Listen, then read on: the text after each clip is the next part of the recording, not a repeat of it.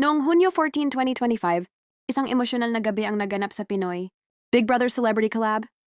Edisyon ng ma-evict ang paboritong duo na sina Shuvi Etrata at Clarice de Guzman, o mas kilala ng fans bilang Shukla. Sila ang na-evict bago ang nalalapit na Big Night, dahilan upang mas lalong tumindi ang tensyon at emosyon sa loob ng bahay ni Kuya.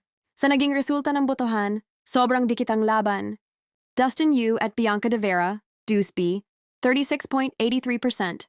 AZ Martinez at River Joseph, AZ Veer, 31.67%. Shuvi at Clarice, Shukla, 31.50%. Natalo ang Shukla sa lamang na 0.17%, dahilan upang umani sila ng emosyonal na reaksyon mula sa fans at online community. Sa kanilang huling gabi, nagpaalam sila ng may luha, pasasalamat at mahigpit na yakapan. Si Shuvi ay humingi pa ng paumanhin kay Clarice, isang tagpong lalong nagpaiyak sa mga taga-suporta. Ngunit hindi rito nagtapos ang kanilang kwento. Kinabukasan, bumalik ang Shukla sa bahay bilang house challengers, kasama ang iba pang na-evict na housemates. Ang kanilang pagbabalik ay nagdulot ng sorpresa, kilig, at panibagong sigla sa mga natitirang housemates at sa buong PBB community. Ano kaya ang magiging papel nila sa huling yugto ng laro? May babaguhin kaya sila sa takbo ng Big Night? Comment below kung ano ang hula mo!